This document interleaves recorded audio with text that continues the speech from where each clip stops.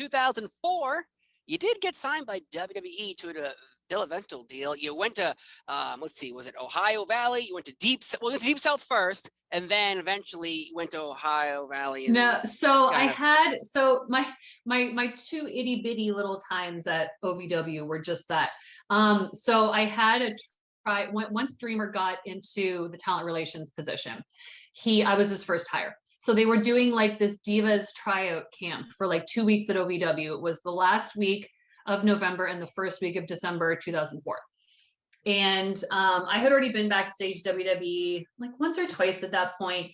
And so I went to OVW, but like nobody from the office like told Bill DeMott or Lance Storm, who were the trainers there at the time, that there was going to be this 2-week camp of like just girls coming into OVW. So like I was the first one that got there because I drove, because I lived in Nashville. And I go in and, you know, Lance Storm, like I was real early, you know, Lance Storm was like, hi. And I'm like, hi, I'm here for the da-da-da-da. And he was like, what? So then he like had to go call and then he came back out and he was just like, wow, we did not know this was happening. And I was like, cool, well, I'm here. And then like we did it, you know.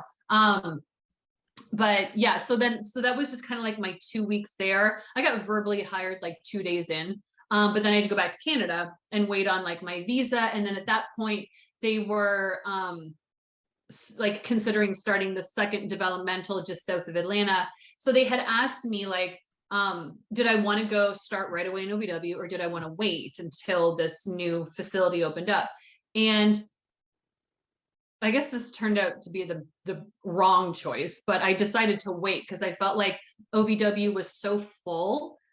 Like, because Mickey was still there, Jillian, Melina, Eminem, like there were so many people that were there. I feared I would just get lost in the shuffle if I went and started there. So I was like, well, obviously all eyes are going to be on this new facility, all this new talent. I want to go be a part of this big new thing, which like the office didn't even know any of us were there. 3 months into, they're paying us. So did you know that at the time that you're like, oh, I want to wait for the shiny new thing, that the office didn't even really kind of know this was happening? Well, they knew, they didn't know where it was going to be yet. So like I signed my contract in January 05. The Deep South didn't even open until May because they were thinking of like, what was it? Griffin, Georgia. And then there was like 3 different towns that they were thinking of having it in. And then it ended up being in,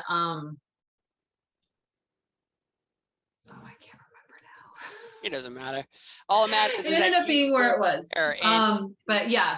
And I think it's shocking, and also a little bit because I work for a big company as well. And sometimes a lot of things get lost down to the bottom where you have managers making a decision who told one person, but they didn't tell these people. And then those people didn't tell those people. And then it ends up being lost on everyone being like, oh, I'm sorry, we're having a 2-week camp with all these. I'm pretty sure that Vince had 30 people that he did not even know. But when you were there, were you ever told, hey, we're going to bring you up to Raw? Numerous times. Really? Numerous times, yes. Were there plans? Like they had actual plans for you? Oh, you're going to do this and be with that person in this storyline? Yeah, so the first time I tore my ACL training 10 days before I was supposed to debut. Oh, man. So that put me out. And then actually, before I was even medically cleared, so that was in January 06, I tore it. I had surgery March 1st. August, I was brought to SmackDown to possibly do something, and I was placed in the crowd, and it was like the first segment of the show.